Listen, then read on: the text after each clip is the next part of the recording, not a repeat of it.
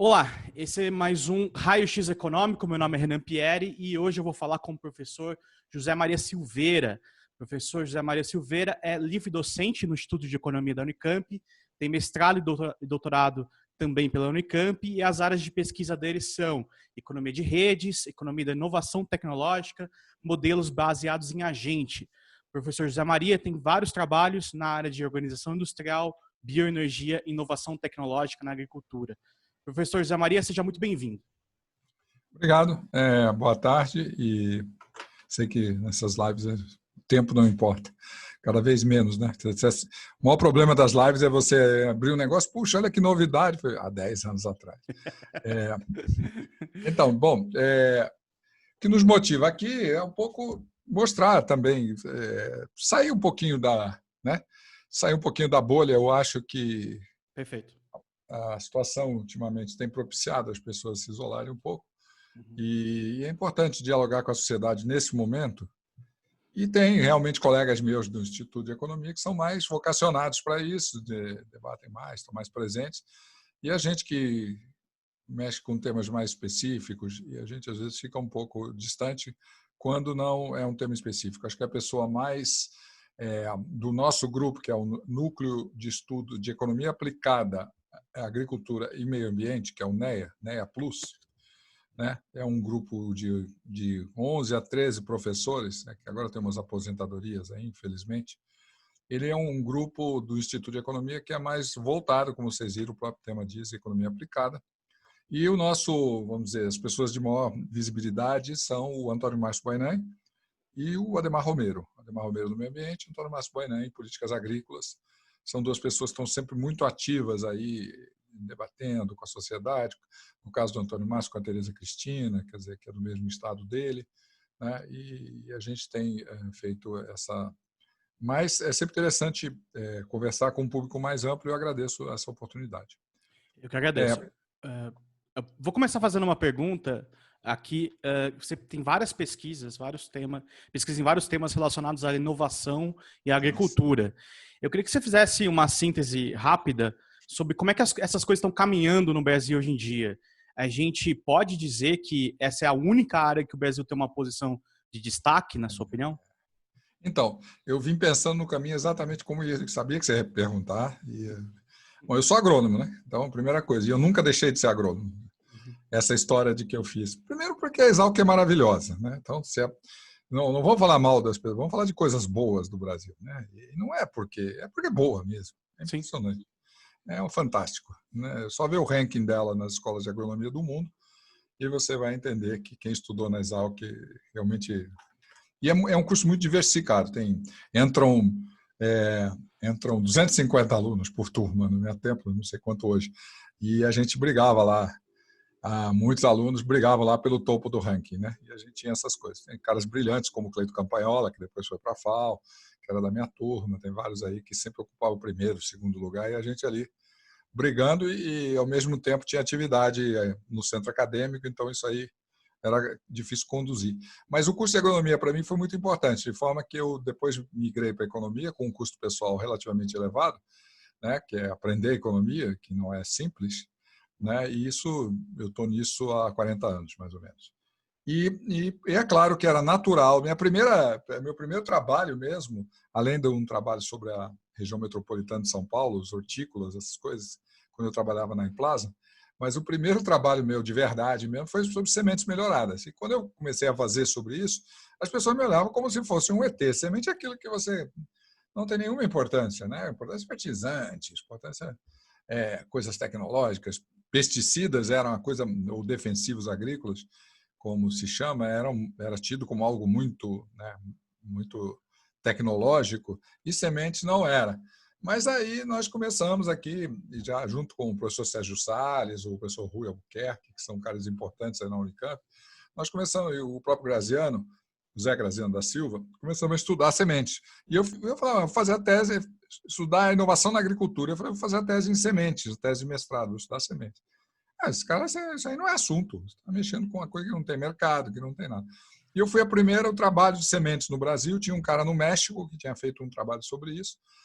E logo em seguida explodiu o tema de sementes, porque é um tema que move essa dicotomia entre o pequeno agricultor que salva a sua própria semente, aproveita a sua semente, e o último bastião, né, da agricultura, que é invadido, né, na maneira de dizer aí dos meus colegas, pelo capitalismo. Eu nunca tive muito essa visão do capitalismo invadindo, mas sim a visão mais schumpeteriana de inovação tecnológica. E aí eu comecei a trabalhar com sementes. E as sementes se tornaram assim vamos dizer, o vetor principal, o insumo pivotal do conjunto de inovações tecnológicas na agricultura.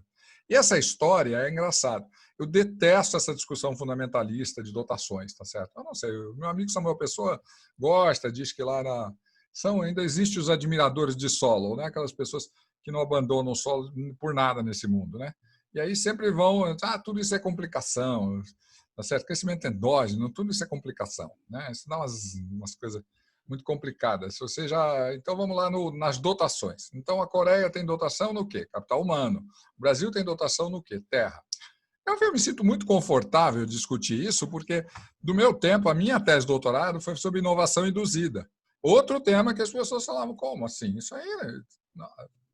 E se você observar hoje, ler o livro do Acemoglu, ou Acemoglu, você vai ver lá que tem um capítulo inteiro sobre inovação induzida. E a questão energética trouxe a questão da inovação induzida de volta. E eu fiz uma tese de doutorado sobre inovação induzida e modelos de crescimento endógeno, principalmente no foco do Aguillon e Howitt. Né? Então é engraçado porque ali eu não consegui fechar o modelo, analiticamente eu acho impossível, mas em ABM dá para fazer. Tem a coisa assim, modelos analistas são bacanas, mas eles são muito complicados quando o assunto é complexo. E aí você não consegue fechar o seu jacobiano, estabilizar aquele treco, não conseguia, nem com a ajuda do gênio aí, que é o Carlos Lenz, que é um físico da Unicamp, que é genial. Né? Consegui fazer alguma coisinha, mas não consegui botar ele para rodar. Né? Não consegui. Fiz umas simulações muito simples lá. Então, eu sempre mexia com essa coisa.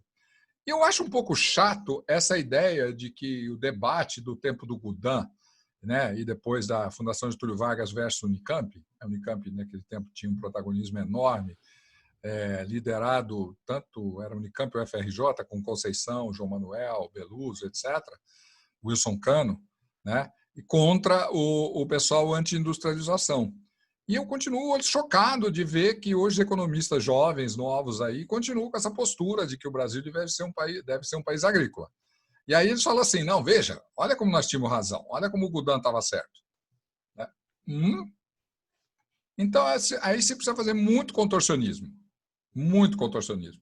Eu prefiro dizer o seguinte, a agricultura deu certo porque foi uma área do Brasil que conseguiu ter instituições públicas muito importantes, que conseguiu tomar decisão. Eu adoro Eliseu Alves, por exemplo. Tá? Há muita gente no meu tempo dizia que era um cara conservador. Ele é fantástico. Ele, o Paulinelli, tá certo? Toda essa gente que era da linha Geisel, tá?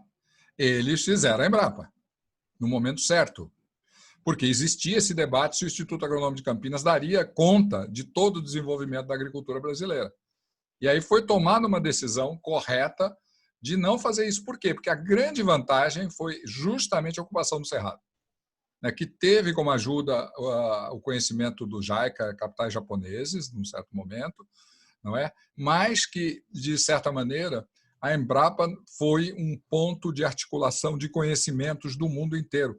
Eu não acho que conhecimento tenha que ser num lugar só e etc. Agora, a agricultura brasileira foi essa conjugação. Aqui em São Paulo, eu acho ridícula essa discussão público-privado em São Paulo. São Paulo é um estado onde o público e o privado se articulam muito bem, principalmente no agronegócio, principalmente na agroindústria. Não tem, a gente trabalha aqui, você vê, por exemplo, estou sempre falando o nome de pessoas que eu gosto muito, tá? Como o Luiz Horta, né? Nogueira Horta, um cara fantástico, Horta Nogueira,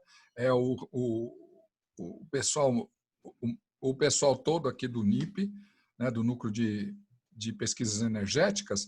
Esse pessoal tem um contato direto com a iniciativa privada. O Gonçalo Pereira, ele traz para o curso de bioenergia aqui, biotecnologia e bioenergia, os caras que são inovadores. A ideia da Unicamp, central da Unicamp, é promover a inovação. nas empresas. Eu não sei de onde sai esse discurso. Eu não gosto de narrativa, isso é uma coisa que narrativa, caraca. É discurso mesmo, é discurso ideológico mesmo, que começou a dizer que aqui se procura uma separação, uma distância. Eu não vejo isso. E mais, no Estado de São Paulo, principalmente no que se refere ao agro, existe uma conjugação de muitos anos. Não teria laranja seu Instituto Agronômico se o seu Silvio Moreira, que, aliás, é parente. Não teria, não teria. Não seria possível, esses caras são geniais. Não teria cana-de-açúcar, tá certo? Houve desenvolvimento do CTC, iniciativa privada, mas todo o conhecimento, o Regis, todo o pessoal aqui que deu suporte, tá certo, ao desenvolvimento do setor sucroalcooleiro paulista, são coisas impressionantes, tá certo? Então, houve uma conjugação entre conhecimento científico, tecnológico e espírito empresarial. Isso marcou o Estado de São Paulo, tá? E é no agro. Eu vou aproveitar que você falou da cana. Eu estagiei na Única em 2008, a União da Indústria da Cana, e na época... Já estava a BET? Não, ainda não. BET não. Há 12 anos atrás, o setor sucroalcooleiro colocava o Brasil em um patamar de evidência, né? E desde então, o pouco que eu tenho acompanhado do setor, me parece que teve algum período de queda de produtividade, reduzindo investimentos, muitos ainda quebrando. 2008 foi muito forte. Eu vou chegar... Você tem um artigo publicado no Journal of Rural Studies, que é o impacto da expansão da cana no Brasil. O primeiro. A percepção dos local stakeholders. Minha pergunta é, por que o mercado da cana-de-açúcar não decolou? E o que você aprendeu nesse artigo? Não, decolou sim. O problema é o seguinte, é difícil. Eu tive com o professor Amorim, Henrique Amorim, vou falar bem, só as pessoas que eu gosto muito, tá certo? É um cara genial, da Fermentec. E nós estávamos lá com o Carl Prey, tá certo? Que é outra pessoa que no mundo é um grande articulador de inovação tecnológica na agricultura no nível mundial. E ele fez um seminário em Rutgers, que exatamente você tinha lá os posters, certo? Aqui no Brasil, a pessoa tem vergonha de apresentar pôster. A Ampec é a coisa mais atrasada do mundo. Gente, o meu amigo Marcelo Braga está lá, vamos mexer nisso aí, vamos botar pôster para trazer estudante, gente. Não tem plateia mais naquele negócio. Eu fiz um trabalho que está aí com o Werner Sami e com a Daniela, maravilhoso. Estava aquela moça genial, né? Aquela Perobelli. A moça é muito inteligente. E foi um debate incrível. Tinha 2 pessoas na plateia. E um foi lá para encher o saco. Eu fiquei assim, para criticar bobagem. Não tinha entendido nada. Eu fiquei muito impressionado. A Ampec precisa de pôster, né? E aí você vê essa ligação que você tem, né, do setor com a agroindústria, né?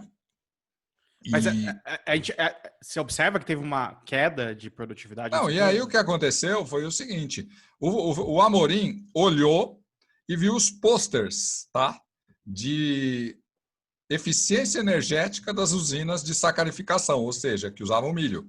Uhum. Isso em 2008, até foi bom você ter falado. Ele olhou e falou, estamos ferrados. Mas a eficiência energética era menor do milho na época, não é só eficiência energética, era tem um passo a mais, é mais né? custoso, dá muito mais trabalho para você obter. E ele falava, essas usinas estão todas otimizadas, tal. No Brasil, a gente luta ainda para não ter contaminação. Então, o que acontece é assim, você tem um problema, vamos dizer, hoje está havendo concentração, houve a esperança que a entrada das gringas tivesse ajudado a melhorar o padrão tecnológico, mas nada disso aconteceu. Mas tem alguns grupos muito sérios que estão avançando muito, tipo, não vou fazer propaganda aqui, mas todo mundo sabe que os caras são maravilhosos, tá, nesse setor. Então você tem aí uns grupos com acordos internacionais que deram certo, com associações de grupos locais e internacionais, e o setor vai caminhando, ele vai se redefinindo. O que aconteceu? Em algum momento ele foi hiperestimulado, tá certo? Ele foi hiperestimulado. E aí era para ele dar um salto. E você tem as oscilações do preço do petróleo. Eu me lembro que quando o petróleo subia muito, a Braskem nos contratou. O Emerson, o Marçal e eu, não sei se você conhece o Emerson, vou falar bem de mais uma pessoa, né? Um cara genial. E ele fez nós fizemos um trabalho bacana, e o vetor de cointegração de erro dava maravilhoso, né? Aí isso foi até 2010. Aí eu falei, vamos fazer mais para frente? Aí já não deu mais nada, entendeu? O que acontece? Havia a preocupação da Braskem que os preços do petróleo estavam subindo e estava prejudicando, e vocês precisam dar uma fórmula melhor do preço da nafta para a gente poder repassar para frente. Depois o preço do petróleo Caiu, o shale gas teve um impacto muito grande, não é? E isso realmente impactou. Vou falar mal da Dilma? Teve uma política para segurar, né, o preço da gasolina, né? Aí você tem que botar numa perspectiva mais ampla, não vou falar só desse ponto do governo dela, mas, de certa maneira, fragilizou o setor. E aí ele tinha sofrido uma expansão muito grande e houve uma contração. Agora, o nosso estudo, esse estudo é o primeiro. Nós estamos fazendo um mais bacana agora, tá certo? Que a gente está levando em conta dados de solo, de clima, todas essas coisas. E o que nos mostra é que a expansão foi virtuosa. A expansão canavieira nas regiões onde ela, no sentido que ela ocupou municípios onde havia um desincentivo econômico, havia uma certa degradação da atividade econômica e do emprego, e a expansão da cana-de-açúcar ajudou a recuperar esses municípios. O problema é que a cana ela é, vamos dizer, totalitária. Ela entra, tem que ser ela. E aí você, nessas oscilações de mercado... Do ponto de vista técnico, você diz, né, agrícola? Porque tem como exige intercalar. economias de escala. Tem que ter uma economia mais circular, tem que ter uma economia mais reciclável, ou seja, tem que ter biogás também, tá certo? O uso de resíduos, ela tem que ir adensando a cadeia. O etanol de segunda geração, o que você tem para falar segunda geração, você vê o Lee Lindet falando agora, essa semana, né, já propondo que a gente usasse processos já integrados, porque a solução do Carlos Rossell, também outro cara maravilhoso, que era do antigo do Centro de Tecnologia do Etanol, CTBE, agora é o dos renováveis, acho que ele não está mais lá, mas era fazer processo separado, certo? Você tinha uma corrente de tradicional e depois você separava a corrente que eles chamam de xilose, o C5. Mas agora estão assim, não, vamos integrar tudo, tal. Então é aquela velha história. As fronteiras do conhecimento tecnológico, eles não são realmente lineares, não é uma linearidade. E essa não linearidade cobra um preço. Tá certo? Você tem uma dificuldade muito grande. Eu sou de uma linha schumpeteriana, onde o fato dos processos de inovação serem estocásticos é uma das coisas mais importantes. E os processos de difusão, eles se dão de maneira muito pouco previsível. Tá? É muito difícil planejar, inclusive a difusão tecnológica. Até nas sementes é um dos setores mais tranquilos, mas em geral, porque ela é divisível, porque ela é fácil de difundir. Mas, em geral, você tem inovações que levam muito tempo. Por isso que, às vezes, o que é eficiente hoje, se você abandona, isso vai cobrar um preço muito grande no futuro. Aproveitando, eu sei que... Então, a segunda geração virá, eu sou otimista. Aproveitando, eu sei que é um assunto caro para você, mas se puder ser rápido. Qual que é a importância para um estudante de economia ler Schumpeter hoje? O que Schumpeter ajuda a entender a economia? Então, aí que tá, ler Schumpeter. Eu acho assim, eu sou um pragmático. Tá? Eu sou eclético e pragmático. Você viu que tem ali modelo... Se você olhar o meu artigo da RBE, é um artigo que passou sem nenhuma crítica. Né? Eu não tenho muito assim, apego a grandes correntes, nada disso. E o que é a corrente schumpeteriana? Tá? A corrente schumpeteriana ela vem dos neo-schumpeterianos, Nelson Winter, tá certo? São famosos, mas para mim a pessoa que mais atuou nesse lado e mais agregou gente de tornar schumpeterianos competitivos é o Giovanni Dose. Realmente o cara é fantástico. E aí ele tem plataformas computacionais. Então eu diria o seguinte, a minha resposta é curta, tá? Se você quer, não é só ler Schumpeter para ser um erudito em Schumpeter. Eu não sou. Li pouquíssimo da análise de história econômica, não sou especializado em HPE, li os clássicos, li o Capitalismo, Socialismo e Democracia, li o do fluxo circular, Teoria do Desenvolvimento Econômico e algumas coisinhas dele, só. Não é isso. O central do Schumpeter é que você tenha realmente plataformas de fazer modelos schumpeterianos. Tá? Que você tem modelos baseados na ideia de emergência, ou seja, o que te interessa são o que os comportamentos micros dos agentes, tá certo? Não dá para prever a partir do comportamento dos agentes. O comportamento dos agentes não fornece uma boa previsão do que vai acontecer depois. Mas você consegue detectar comportamentos relevantes dos agentes nos processos de decisão, você é capaz de inspecionar resultados interessantes, principalmente a nível macroeconômico, e essa é a visão. Então, por isso eu acho que você tem que estudar não só Schumpeter, ou todos os que avançaram na linha schumpeteriana, tá certo? Mas também ter uma boa base de computação, R, Python, tá certo? E se tiver mais competência, C++. Não precisa ser um grande master. E trabalhos de pesquisa terão que ser feitos com essa galera, com os pequenos nerds. Eu sou fã de Blacklist, não sei se você assiste, sempre Assisto. tem um nerd que salva sem ele. O mundo. Senão ele salva o mundo. Quem salva é o nerd. Tá certo? Não tem como você viver sem o nerd. Eu chamo que é o mínimo maluco. Sem o mínimo maluco, não vai. Não dá para fazer nada. Então, o cara precisa estudar isso, por quê? Porque ele tem que saber fazer as perguntas, ele tem que saber colocar os problemas relevantes, que simulações você vai fazer, quais são os agentes relevantes. Os agentes não são necessariamente pessoas. Tá certo? Pode ser instituições, pode ser países, pode ser um monte de coisa. Ô, professor, eu li um artigo, ainda quando eu estava na graduação, no curso da professora Ana Maria Bianchi, na USP, um artigo do Perso Arida, em que ele divide, muito simplificadamente, dois grupos de pesquisadores. Pesquisadores estão preocupados com uma coisa mais hard science, que é empurrar a fronteira do conhecimento para frente, e pesquisadores mais soft science, que é o termo que ele usa, que é aqueles que voltam para os clássicos, etc. Você, e se quiser falar em nome da Unicamp, em geral, o estudo de economia, é mais soft science que hard science? Você vê isso ou é tudo misturado? Tem algum hard science no Brasil? Nenhum. Nem Simon, eu li aqueles livros dele. Que hard. Aquilo ali é livro, leio os originais. Uhum. Tá certo? Não tem. Você pega seus códigos, você estudou na GV, onde que Bernardo, eles são hard? São. Tá certo? Se você. Eu conheço bem Dixit, tá certo? Já sentei várias vezes para conversar com a Ariel Rubinstein. Isso é hard science. Tá certo? Um cérebro completamente abstrato. Se você me perguntar para ele qual é a cor da meia dele, ele não tem noção. Tá certo? E aquele negócio trabalhando ali com coisas que até quem tem muito realismo, como eu, que tem muito conhecimento, né, da realidade das coisas, atrapalha. Então, eu acho assim, no Brasil, é difícil você detectar. Pega um cara que eu gosto muito, Ricardo Paes de Barros, tá certo? Os caras falam que ele tem uma capacidade teórica muito grande.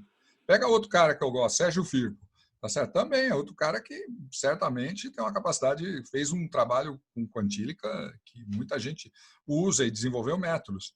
São poucos, tá certo? Isso aí você numa escola não escolhe fazer isso. Daqui, que passou na Unicamp, teria o Mário Poças, tá? E que foi um cara importante no sentido de fazer os modelos e, com isso, avançar na teoria econômica, mas sempre baseado em modelos baseados em agente. Então, assim, eu não acredito assim que tem uma teoria etérea, tá certo? Que discuta o ser humano, como ele é mais profundo, tá? Que vai avançar a ciência. Eu acho que você vai avançando na ciência à medida que você desenvolve certas ferramentas baseado em certos conceitos e você vai fortalecendo esses conceitos, que é o que chama de abdução. Você vai fazendo os trabalhos empíricos e vai fortalecendo. Nesse sentido, eu não vou falar em nome da Unicamp inteira. O grupo do NEA trabalha muito assim. A gente trabalha com foco. Eu estou pensando, eu fiz um artigo que você não deve ter olhado, que é o da Economics of Innovation and New Technology, que deu um trabalho de 4 anos para aprovar, foi um inferno. Por quê? Porque os caras cobravam no que você está contribuindo para a economia avançar. E eu falava assim, eu estou contribuindo porque o jogo econômico começou no conhecimento científico. Eu estou provando a vocês aqui que quando Cohen e Boyer inventaram a quimera, lá em 1978, eles desenvolveram os transgênicos e um processo competitivo que resultou numa firma que se beneficiou fortemente disso. Tá? Então, ao invés de você falar em processos tradicionais de concentração, markup, isso aqui, nós vamos mostrar como é que eles construíram, a partir da base científica, tá certo, o poder de mercado que eles tiveram anos depois. Eu acho que isso eu estou contribuindo. Agora, o trabalho é empírico. Trabalho com redes. Então isso é mainstream, eu né? não vou fazer. Eu não vou ficar fazendo rede. Isso quem faz. Até porque eu acho que hoje o economista não tem competência de fazer isso. Você me desculpe, eu acho que quem faz isso é físico, quem faz isso é matemático, tá? Só que tem matemático do bem e matemático do mal. Tem matemático que fica lá querendo achar mais um ponto fixo em algum lugar. Esse é o do mal ou do bem? Do mal, né, cara? Perder tempo com pontos, com atratores estáveis tão simplórios. E sofisticando, são inteligentes e tal. Você falar, pô, eu gosto do Arrow. É claro que eu gosto do Arrow. Quem não gosta do Arrow? O problema que ele lançou é sensacional. Não é meramente um problema de matemáticos. Os matemáticos acham, olha, veja como é bacana, ele usou, daí ele provou que existe o ditador. Mas isso é de menos. O que ele está falando é que é muito difícil você tomar decisões com base em algoritmos, com base em agregações, não é? Aí você precisa relaxar as hipóteses dele, de universalidade. Ele lançou um negócio super restritivo que gerou um debate que não é mais restritivo. Isso que é genial. Isso sim é você contribuir para o avanço da ciência. Mas isso, cara, é gênio que faz, é pouca gente. Tá? Não adianta você falar, eu sou uma escola hard, vou ensinar você toda. Entendeu? No fundo, vamos falar a verdade. Nós aqui na Unicamp estamos preocupados com policies. Tem gente que está preocupada com certas teorias, eu acho que tentou desenvolver isso, mas eu acho que a gente está preocupado com policies e desenvolvimento econômico. Então, a Unicamp, publicamente, nos jornais, na imprensa, é conhecida por ter pesquisadores trabalhando com linha de pesquisa desenvolvimentistas. Então, pelo que você está me falando, eu não posso dizer que a Unicamp é uma escola heterodoxa de economia. Eu não sei. Eu sou heterodoxo no sentido de que toda vez que eu mostrar meu trabalho para alguém como Gustavo Franco, ele vai dizer que é bizarro. Eu li o livrinho dele. Mas você acabou de me descrever um processo de aperfeiçoar conhecimentos que basicamente condiz com tentar empurrar a fronteira da ciência. Isso é mainstream, não? Não, por que é mainstream? Não é mainstream nada. Eu não estou supondo equilíbrio, estou supondo sistema aberto, eu não tenho nenhuma reversão à média, não tenho ponto fixo. Tá certo? Mas tem consistência, tem que ter consistência. No Stockflow, ele te ajuda um pouco a você botar umas certas boundaries, você pode botar uma banda de absorção, você pode fazer essas coisas. E eu estou trabalhando em rede, por quê? Porque eu sei que é difícil. Eu sei que o Imbens, por exemplo, eu admiro muito. Porque é muito difícil você dizer, pô, eu vou medir econometricamente como é que um moleque é afetado pelo moleque do lado para obter um resultado econométrico. Foi um tremendo avanço. Mas, quando você contrapõe isso com redes, aí você vê, então eu vou parar enquanto essa econometria convencional não chegar lá, eu não vou trabalhar com redes porque eu não consigo, de certa maneira, validar a rede que eu fiz. Não, mas a rede, no primeiro momento, é uma coisa descritiva. As pessoas mantêm nexos, elas têm ligações, têm assimetrias, têm a sortatividade, têm ódio. Uma coisa legal de redes é redes polarizadas, tem hatred, eu te odeio, não posso estar no seu grupo. Se você me odeia e você está no meu grupo, algo está errado, algo está acontecendo errado na sociedade. Então, essas coisas vão te dando, mas agora você precisa validar essa rede. Aquela rede que eu construí com base na realidade, ela poderia ser reproduzida ao acaso e ela seria validada? Então, esse é um campo que avança o conhecimento. Tá? Você pega o Jackson, que é um cara muito citado, Matthew Jackson, ele contribui com isso. E aí você tem vários caras aí mexendo com essa coisa de ligar Agent-Based Modeling com redes. E essa é a nossa fronteira. Todo mundo aqui no Unicamp faz isso? Não, pouquíssima gente faz. O Marcelo Pereira. Nós temos caras muito bons de equilíbrio geral. Você acha que eu não queria aqui na Unicamp o Ângelo Gurgel? Não sei se você conhece. Quem não quer? Quem não quer? Certo? Maravilhoso. Então, mas é equilíbrio geral. E daí? É um enfoque empírico que, para certos assuntos, funciona muito bem. Mas, no geral, nós somos heterodoxos nesse sentido, de que aqui eu acho que tem pouquíssimas pessoas que vão dizer, não, teoricamente o sistema econômico é um sistema, tá certo, estável, que tem atratores estáveis, pontos fixos, equilíbrio, recorrência média, essas coisas, sinceramente, as pessoas tentam escapar disso como problema de pesquisa. Então, não dá para considerar tranquilamente heterodoxo. Mas eu conversei muito com... eu conversava com o Ariel Rubinstein, a gente via lá que aquele negócio de bounded rationality dele é limitado para caramba, dentro de certas... Eu vejo o Benjamin, né, e o Michel Alexandre usando redes, eles estão querendo colocar dentro de um framework de finanças tradicionais. Então, debate aí, mas as ferramentas vão avançando, fazendo que esse diálogo exista. O que eu detesto dos neoclássicos brasileiros? Não gosto de dialogar. Eu vou sempre te falando das listas dos que eu gosto. Você pega um Paulo Furquim, que eu não sei se é neoclássico ou não, mas é uma figura maravilhosa, está sempre disposto a dialogar. Você pega o Piketty, né, que não é o Thomas Piketty, mas o Paulo, ele está sempre disposto a dialogar.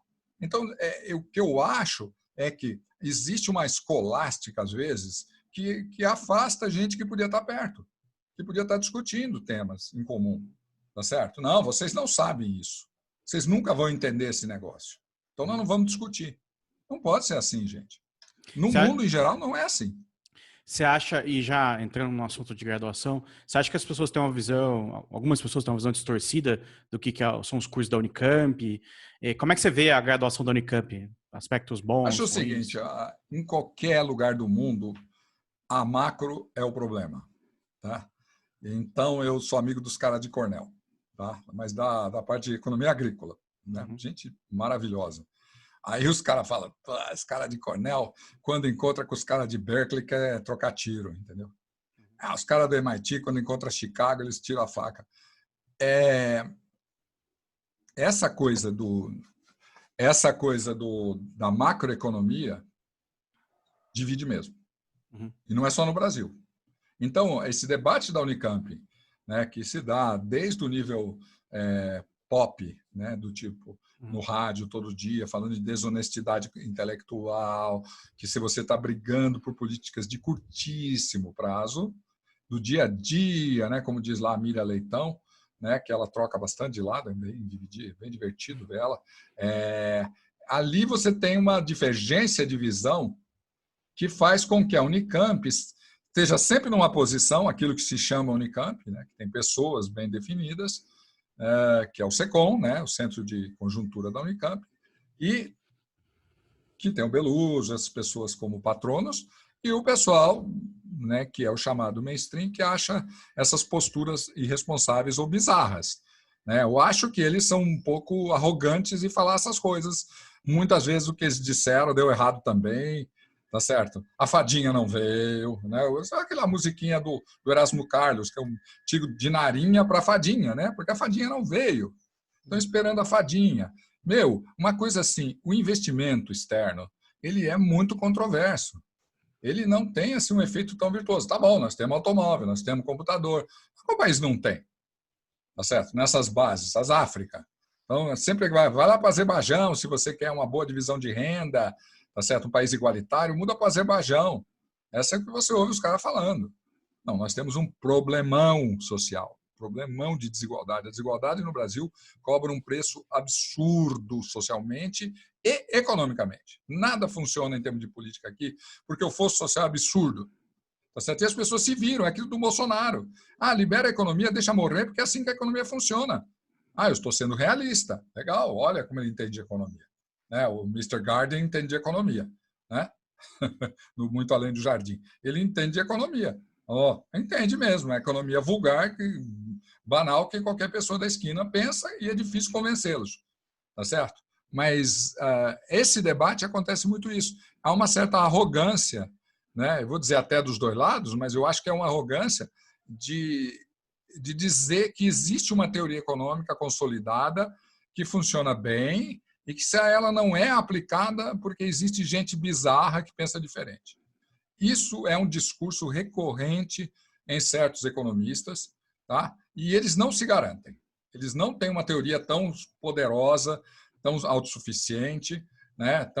Que resolva as coisas para dizer esse negócio. Agora, quando você está numa emergência, eu sou voto vencido aqui, eu penso um pouco diferente.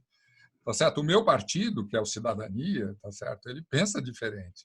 Não é? Então, não sou filiado, mas sou mais simpático à cidadania ou não? Né? O do Roberto Freire. É o seu partido. Não, do Roberto Freire. É que eles puseram. Sustentabilidade é terrível. Tem um que dá medo. É esse partido mesmo, é um partido pequeno, não vai ganhar eleição nenhuma, tá certo? Mas que tem alguma preocupação com a questão da gestão do déficit público, tá certo? Tem que ter, não é assim, né? Não é assim que funciona. Você acha que essa suposta arrogância de alguns economistas pode prejudicar a imagem de uma instituição? Às vezes vai Ou bem, faz né, meu? parte? No Brasil, o cara arrogante se dá bem. Nós tivemos vários casos aqui na Unicamp de nego uma linha, jeitinho arrogante, depois ele foi ser lá, não sei o que dos bancos lá, super bem, não sabe nada. Fraquinho aqui, era um cara fraco. Zé Maria, a graduação da Unicamp está antenada? Você acha que ela responde bem à demanda de mercado, a Eu acho mudanças na assim, academia? Como é que você vê vamos isso? lá. Primeiro ponto, a graduação da Unicamp, tá? Não deixa. Se você é um aluno estudioso e não é. Porque, veja bem, você não ser suscetível ao que os outros te dizem é uma qualidade. Certo? Não é para bobos. Economista não é uma profissão para bobo. Tem um limiar entre arrogância e inteligência. O cara não precisa ser bobinho. O cara pode falar lá que tais coisas são importantes, se você não souber isso, se você não leu, tá certo, o Adam Smith nos sentimentos morais, como você vai pensar a sua vida? Sei lá, entendeu? Mas o fundamental de uma graduação aqui é dado. Tá? Poderia ser melhor? Poderia. Bate, às vezes, até vamos dizer, no interesse, na qualidade dos alunos que têm certas dificuldades, que já trazem desde a escola pública ou da escola não pública, desde a escola fundamental e do ensino médio? Tem. Tem algumas dificuldades. Dificuldades com abstração, a maior dificuldade é ligar as coisas, mas isso eu vejo também nas outras. Pessoas de outras escolas, a mesma coisa. Economia é conectar, certo? Não é o cara saber muito bem um treco. É saber se aquilo que eu sei muito bem, com o que ele está conectado. E isso eu acho que o curso ensina e não tem assim nenhuma deficiência se você estudar. Porque também tem pessoas que têm mentalidade de ensino médio. Chegam aqui querendo que um professor ensine tudo para ele. Tá? Então, você tem uma boa base de história, tem uma boa base, é claro, estou chovendo no molhado, não é? Você tem uma boa base dos processos de desenvolvimento econômico, tem uma super ênfase sobre certas visões do desenvolvimento econômico, eu concordo, tá? Mas que não limita. Você tem macro, micro, direitinho, e hoje, com o NEA, dos anos para cá, o Núcleo de Economia Aplicada, Agricultura e Meio Ambiente, você tem uma base quantitativa muito boa. Gente muito competente. Gente muito competente. Isso faz parte do corpo das disciplinas obrigatórias? Faz, claro que faz. Tá. Claro que faz. Quem quiser aprender, aprende. Tá? Você só não aprende se você não quiser aprender. E depois você pode fazer estágio com as pessoas que sabem. Eu vejo assim, você tem um curso com 100 alunos por ano, tá? 105. Vai procurar o professor que você gosta, que olha a tua concepção de ensino, concepção mais atrasada é essa de que a aula não tinha aquilo que eu queria. Você tem os Justus aqui, fantástico, que ele sabe de econometria, entendeu? E sabe trabalhar com econometria. A diferença não é o que ele sabe, é a sacada. Tá? Não adianta, é o que você falou, não vamos encontrar ninguém aqui que vai desenvolver um estimador novo. Tá certo? Tá? Ninguém vai inventar um teste de heterocedástica nova. Tá? Não vai acontecer isso. Não é para isso que nós estamos aqui. Mas o cara que domina quando usar o teste, tá certo? Qual é o problema de um zero inflated? Quer dizer, quando você tem muitos zeros, como você faz? Né? Isso você aprende aqui, em qualquer nível. Basta você desenvolver esse interesse. Tá? E tem meios. O problema é um lugar que você não tem. Você desenvolve um interesse. Eu já vivi isso aqui. Há 25 anos atrás, eu tinha várias questões, tá certo? Que eu não tinha realmente interlocutor algum. Tá? Hoje melhorou. Você acha que a escola vem... muito, não, nem tem comparação. Hoje tem massa crítica, tá certo? Se eu estou dando um parecer agora, eu tenho um problema aqui, o cara usou o teste e tal. O que quer dizer isso? Ligo para o Gore, o cara mata na hora. Tem um problema de como modelar, olha aqui, estou fazendo esses... não, tira esse, não precisa desse ciclo aí, por que você está enfiando o ciclo? Só está tomando capacidade da sua memória. Liga para o Marcelo Pereira, ele resolve na hora. O Cunha é fantástico. Nossa, Marcelo Cunha, né, na área de bioenergia, Ivete, na área de redes. Então, você tem a Rosângela Ballini com processos estocásticos. Você tem essa gente toda. Inclusive, a Rosângela é interessante, porque ela trabalha mais com teoria mesmo, estatística, mais do que até é criticada quando manda, às vezes, pedidos lá, você não era da área de economia. Tem uma coisa assim, eu acho engraçado isso. Esse texto que você mencionou, ele é muito simples, estatisticamente, ele é uma coisa banal. Tá? E ele já tem 3 convites para publicar em livro, não sei o quê. Esse do Journal of Peasant Studies, ele é o primeiro que nós fizemos, é muito simples. Nós fizemos todo um negócio estatístico super pesado em cima. Sabe qual é o problema de fazer um negócio estatístico? Não cabe no paper. Como é que porque você tem 6 ou 7 metodologias articuladas, né? E daí você tem que explicar que você usou fuzzy para fazer a escala, que você usou multivariada para fazer isso, que você está usando a econometria de painel para fazer aquilo, e como é que você coloca isso num paper. Então, e aí quando você publica, aí ficou complicado demais, as pessoas não citam. Então, às vezes eu sinto um pouco de hipocrisia quando às vezes eu vou no olhar lá citações de certos professores que se acham tal, e você vai ver que o cara tem pouquíssima citação. Então você começa a perguntar assim, para quem que você está escrevendo? Ah, tudo legal, eu sei que tem o engenheiro agrônomo florestal que me cita. Isso não é economia. Então, né? Mas eu não estou cumprindo a minha função. O cara está fazendo pecuária floresta e está lendo o meu artigo. Tá certo? Sim. Ele é técnico. Ele está querendo pegar ali por que economicamente é difícil fazer isso. Por que o processo de fusão tem barreiras. Então, esse diálogo, ele tem... É como eu falei, Unicamp é mais voltada por policies. E tem um grupo que está pensando na ideia do desenvolvimento econômico mais geral. Tá certo? Olha, todo mundo precisa ser igual? Essa é a minha pergunta. Não é bom que tenha os caras... Agora, é a velha história, né? Como o mainstream ele é meio opressor, o cara às vezes já vai com aquele negócio de dizer, não, eu também faço econometria. Faz nada. Eu tenho muito cara aqui da área de história, eu também faço econometria. Não foi coisa nenhuma, nunca fez um contrafactual na vida dele. Não faz. É melhor não falar que não faz. É muito difícil fazer econometria em qualquer campo, ainda mais num campo de um processo complexo, não é? Que está em mudança. O que nós sabemos do que vai ser daqui a 20 anos? Pergunta o que você sabia sobre o celular há 15 anos atrás? Você não sabia nada. Você ia errar. Você ia dizer que aquilo lá é um telefone. Não é verdade? Sim. Então, é difícil fazer as coisas. É difícil. Robótica. O que é a robótica? Qual vai ser o impacto? Difícil. Né? Porque robótica é nuvem. Robótica não é o humanoidezinho. Você vai substituir o trabalhador. Isso aí já dançou. É nuvem. É Big Data. É Machine Learning. Né? Então, agora, se você me perguntar o que eu faria na Unicamp hoje, tá? Isso, todo o processo... Gente, não existe processo social sem conflito.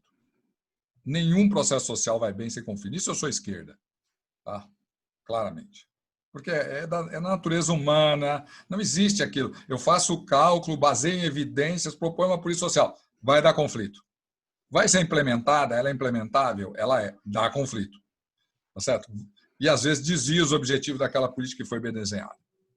É muito difícil você prever isso. E que eu digo, a minha proposta hoje na Unicamp pode dar conflito, mas nós temos que aumentar a nossa capacidade de conhecimento computacional. Porque o conhecimento computacional nos favorece. Tá? Ao invés de você fazer uma equação e resolver um jacobiano, e resolver um conjunto de equações, você bota aquele treco para rodar em equações de diferenças e está certo e vê o resultado que dá. Depois você faz econometria em cima. Entendeu? Isso aí é o computador trabalhando para a gente. Ele pega de 1 em 1, cara. E quer comparar 2? Compara 2. Ah, maior? Joga para cá. Compara 2. É maior. Você não precisa dizer que, em média, um é maior que o outro. Pega uma população heterogênea, compara par a par. Compara todo mundo com todo mundo. O computador faz. Entendeu? Nós mudamos. E isso é preciso entender que nós precisamos cada vez mais.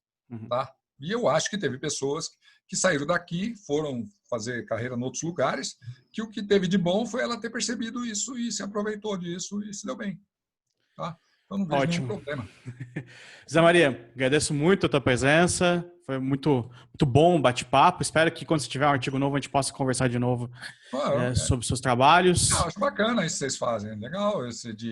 Eu acho que isso que você está fazendo é um delivery de informação importante. Pô. Quanto mais você tiver esse fluxo de informações circulando, menos atritos. Eu acredito em conflito. O conflito é quando você tem divergência mesmo. Agora, esse atrito de falha de comunicação, isso é muito ruim, gente. Ainda mais tendo os instrumentos. Não melhora nada, né? Não melhora nada. O que eu vou ganhar com isso? Nada. Zé Maria, obrigado, então. Um abraço e até mais. Valeu.